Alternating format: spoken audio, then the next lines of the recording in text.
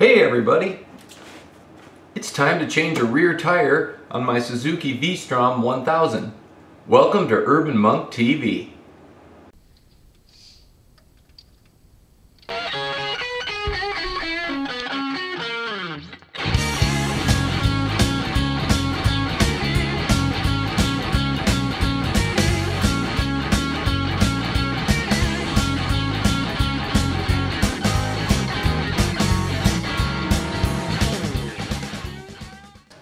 Hey, so my apologies right off the bat to all of you that are following my 1978 Suzuki GS550 Cafe Racer build.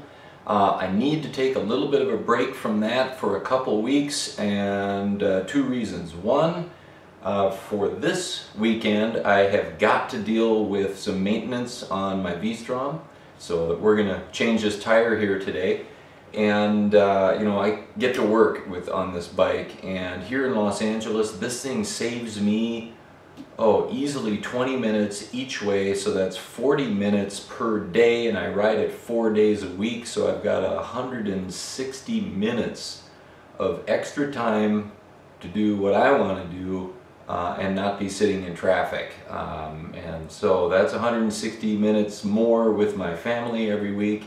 And that's like gold to me as a family man. So you know, I've pushed this tire for 10,000 miles on the rear here, which is great. I love the value. I think I'm going to do a product review on these tires. I've gone through a couple sets of them now, and got to change it. So sorry, but got to take a break from the GS550. And then the following weekend I have got to travel up to visit my father and my brother for my father's birthday. So flying up to Minnesota for a birthday, and won't be here to do videos. So maybe I'll take the camera with me and we'll do something up in my brother's garage. I don't know, we'll see.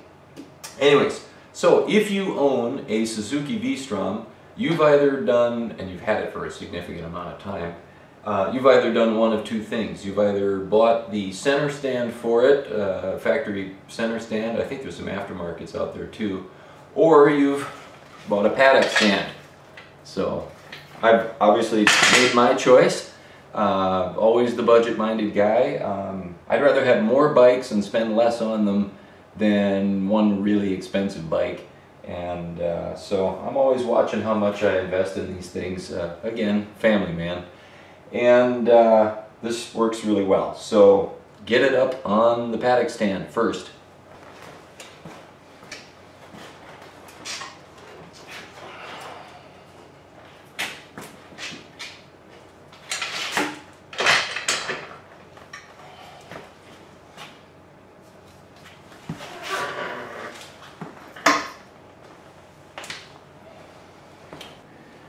Next step is to take off the axle nut. That's a 24 millimeter,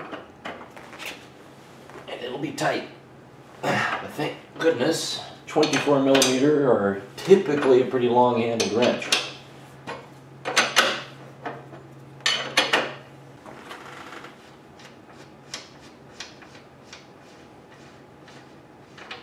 Now it's time to start paying attention to how all these pieces come off. Obviously the nut is the last thing to go on. I like to set them down beside in their order. Then I just want to create a little bit of slack for myself, so I want to loosen up these chain tensioner bolts. The larger is a 12 millimeter. I got a 12? No, I'm on 13. 12 millimeter. And you do need an opened end wrench for this. And then I'll just go ahead and do it on the other side.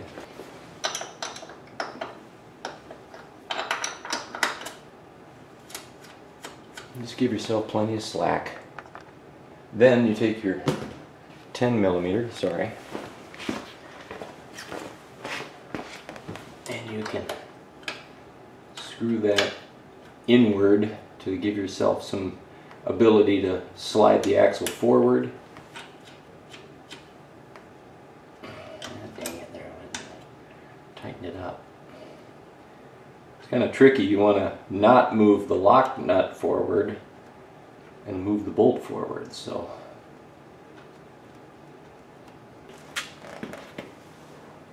and there's inside of that nut is a washer, and then there's this well, piece that you use to pull the axle back with the tensioners.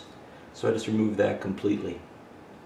Okay, so with the axle nut off and the washers off, then the wheel is completely loose now that I've moved those chain tensioners forward.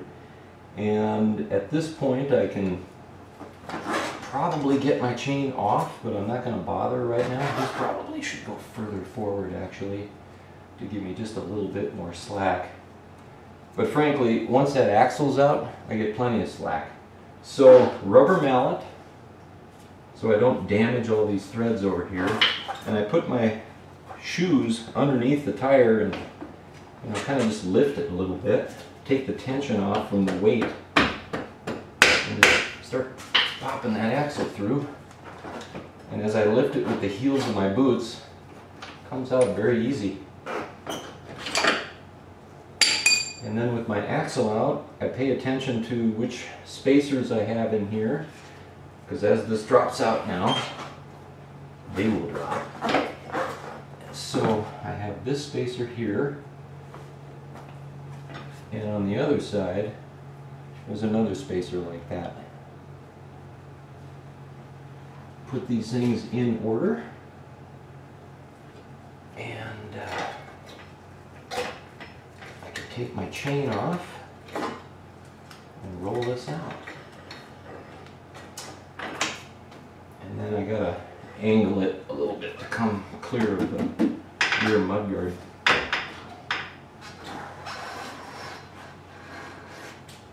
I'm just trying not to kick all my parts everywhere. And it's out. So that's easy. Once you have the rear wheel off, you can remove the sprocket, and it's just sitting here in what they call the cush drive. Just pull it off, and it's loose. It's going to be fumbling around. You know, while you have it off, you can take a look at this bearing and try to wiggle it around, inspect the oil seal here. Things look all right, but if that looks excessively worn, you could replace that seal. I think I'll go one more tire and check it again. I'll be at probably 45,000 miles at that point. That'd be a good time to put a new seal in, but that bearing is in great shape. So I need to let the air out of the tire, and you need one of these things that'll remove the valve core from the valve stem.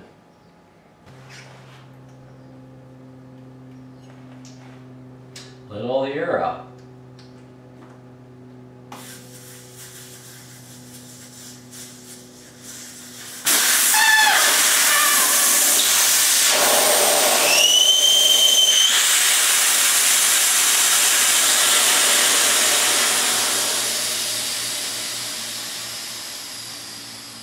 Well, if my family wasn't up, they are now.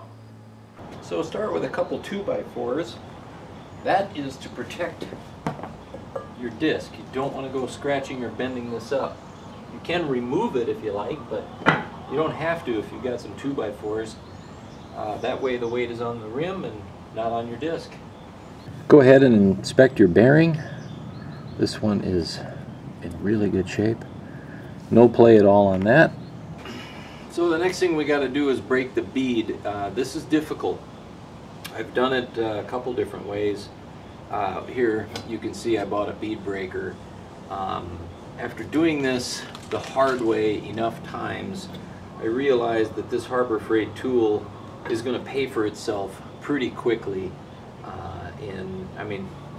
Can you do it without it? Yes. What I used to do is I have two pieces of just scrap steel here that I used to sandwich on each side of this C-clamp, and put that around,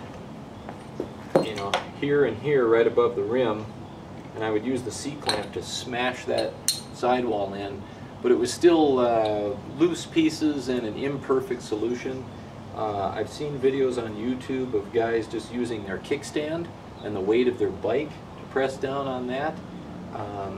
Seems awkward and clumsy, and I feel like I got a lot at risk if I make a mistake and drop my bike. So you know, I went and bought this thing, and it works really slick. You don't have to have it. You can have these simple tools. It is all you need. I've also seen a guy make kind of a 2x4 rig with a small piece of 2x4 screwed to a large 2x4 that made a long lever, and he just used the frame underneath his pickup to press the 2x4 down. You know, just made a huge lever with the frame of the pickup being the top restraint and just the weight of the truck holding it down. That seemed like it was a clever idea on a budget, and but I'm going to use this thing because I have it. I do find I have to modify it a little bit with the 2x4s to keep the disc from crashing up against the base of the bead breaker.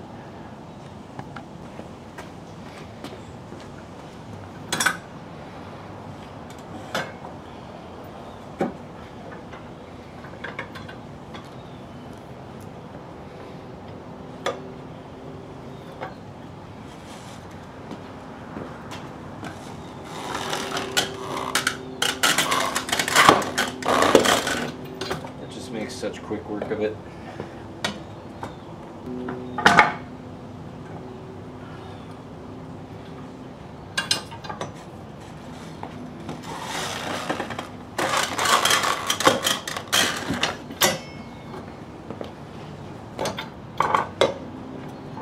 I'll get you in there better.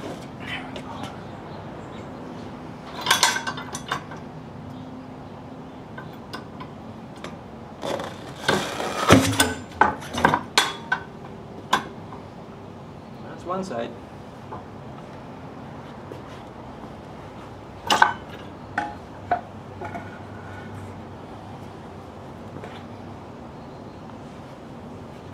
think I'll keep this in there.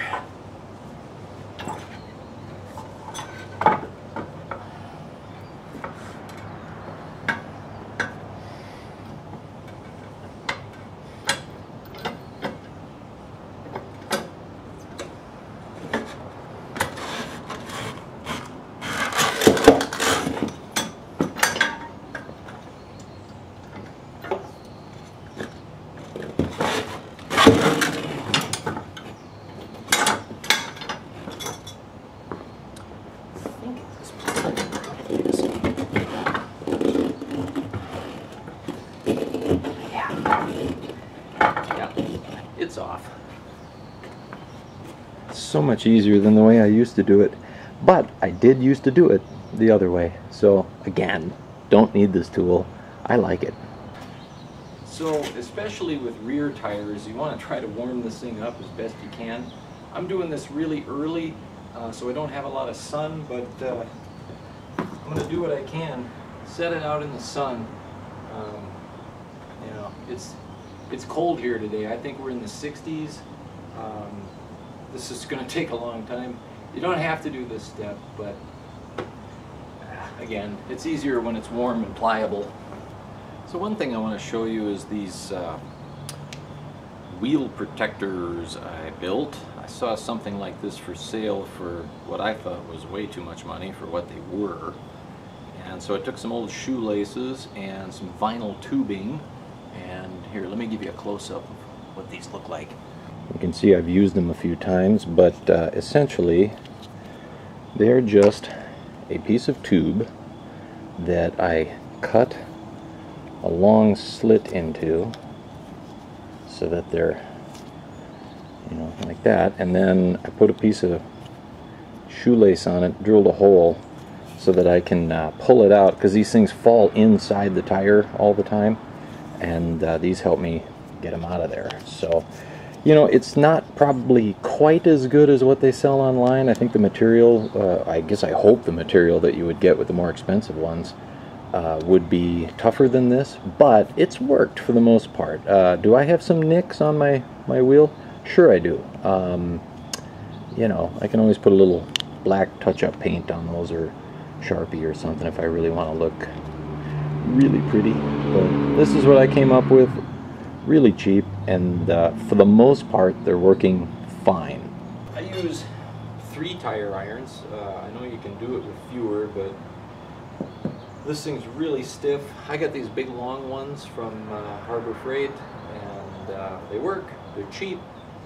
They're not something I would want to take on an adventure with me, but I'm mostly in the city doing commuting at this stage of my life, and I just run through a lot of tires, so it's all about saving money. I don't know what you guys are paying to have tires changed, but I try to keep the costs down. So inside of your rim is, well, let me get a close-up here. So you've got the base of the rim here. This is where it seals up against the bead, and then you've got this little area that is deeper.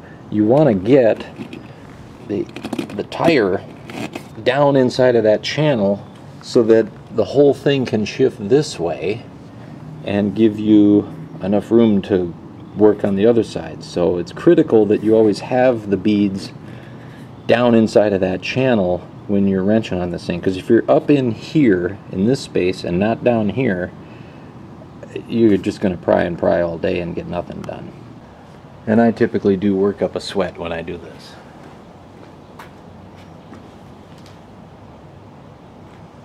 So I put my rim protectors on, the strings up and out, on there.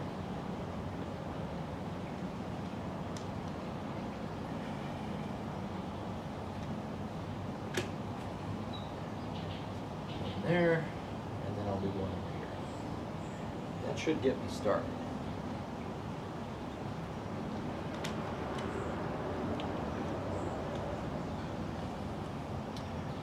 My strings inside. Then,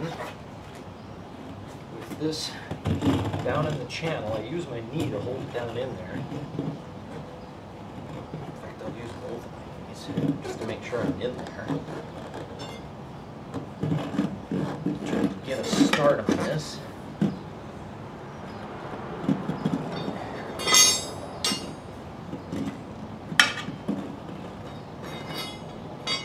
my 3 tire irons in. I'm trying to pick a spot on my rim protectors where I haven't already crushed through it. Start here. Again, making sure I'm down in the channel here.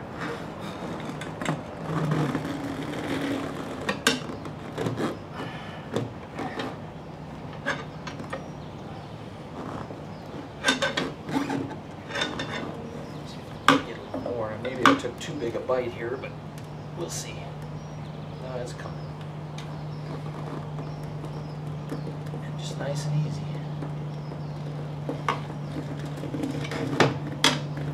Okay. So, now this guy can come out, and I can pull out this rim protector. Bring him over to this side. Hopefully I can get another bite on this.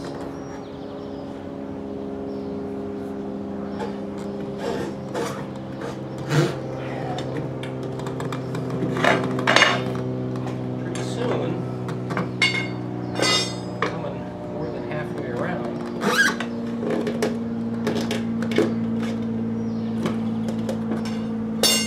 once you get this far, you know you've made it.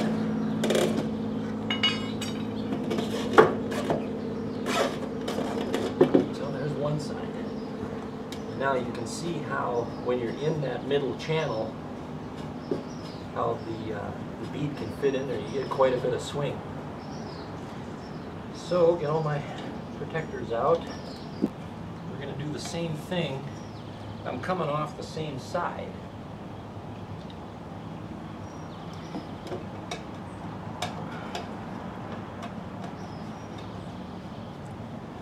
Tell already I'm doing this too quickly, and I'll never get that tire heated up much in this early morning sun. It's just not that hot. Feels like a fall day in Minnesota here, if I can't even imagine that, but it's nice. It's usually so hot here in Southern California. Make sure I get that bottom bead up in the channel. I gotta reach in here.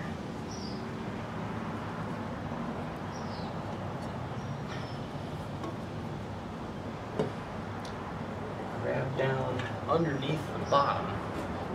Let's see if I can get,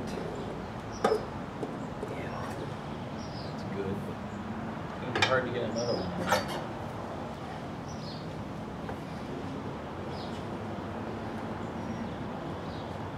It's using some window cleaner or glass cleaner. Cheap stuff is fine.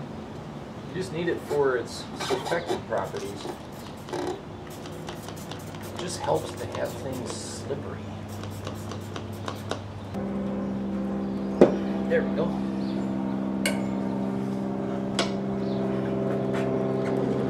There. That's perfect. Take the middle one out now. Look at it and look at it.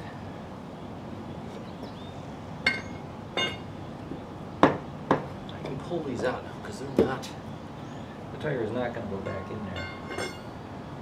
What I might just do is pull on it.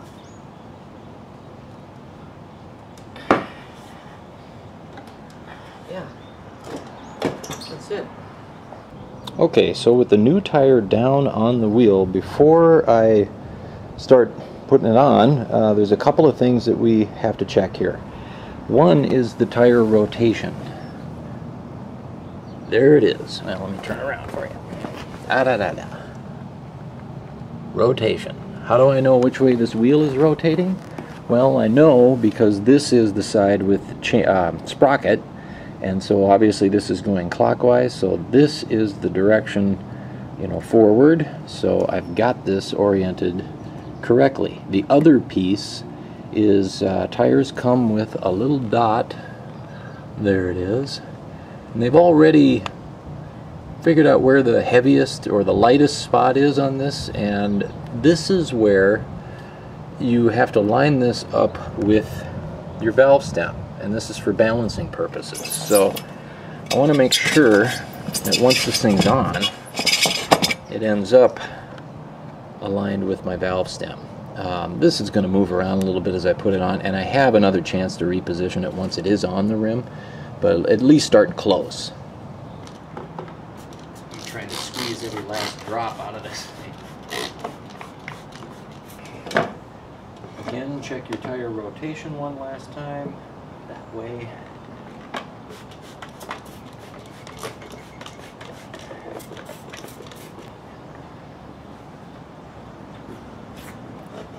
So, first thing I'm going to do is just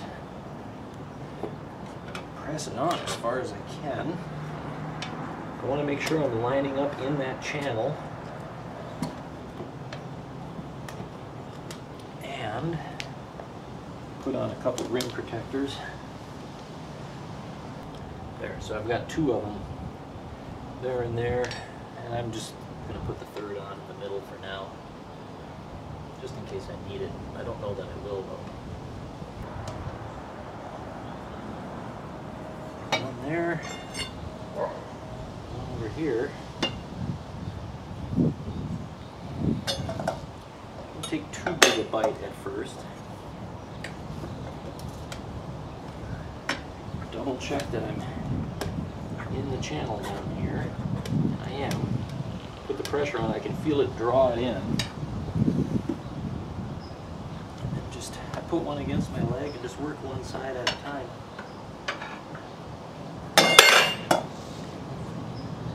What I don't want to do is put it on this side and have it sliding off on this side. If that makes sense.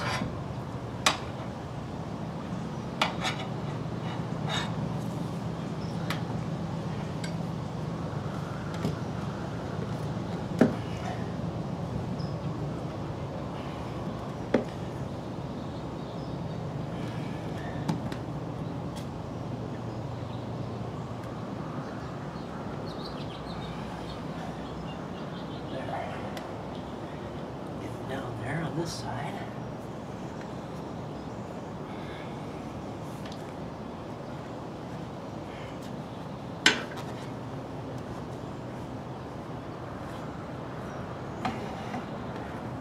Go.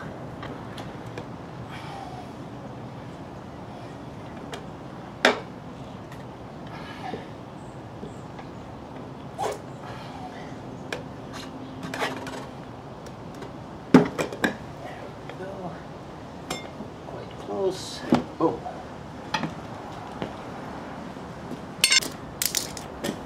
So now you see why I have strings on these, because they fall off down that side. They're slippery.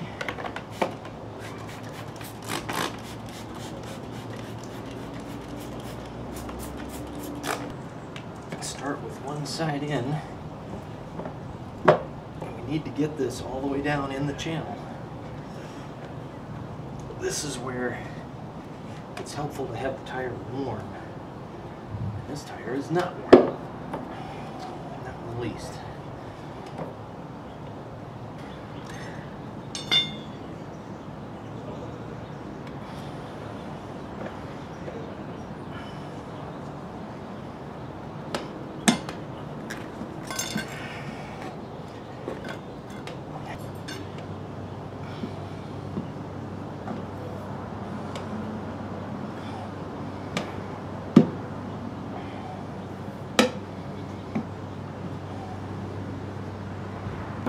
Got this about halfway on here. These three are set up to go this, and the problem I've got is I don't have this bead down in the channel. So as soon as I get that pressed down in there, I can start wrenching it up. Okay, so the problem I'm having right now is I have too much tension here, and that's because my bead is set here. I got to get this back in that channel. So both beads, to finish this off, have to be riding in that channel. And what I'm struggling with is the tire is really cold. So I put a little clamp on the opposite side from where I'm trying to work to bring those two beads together so they fit in the channel. Absolutely critical. Yeah, I'm going much easier.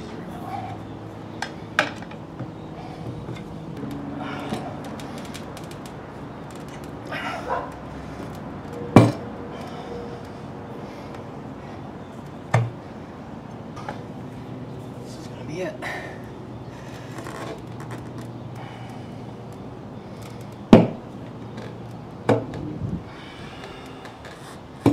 we go. I don't have the valve core in yet. Sorry, the air compressor shut off. I don't have the valve core in yet, but I'm just gonna run with open valve stem at this point. But I want to inflate this until I hear both sides of the bead pop into place.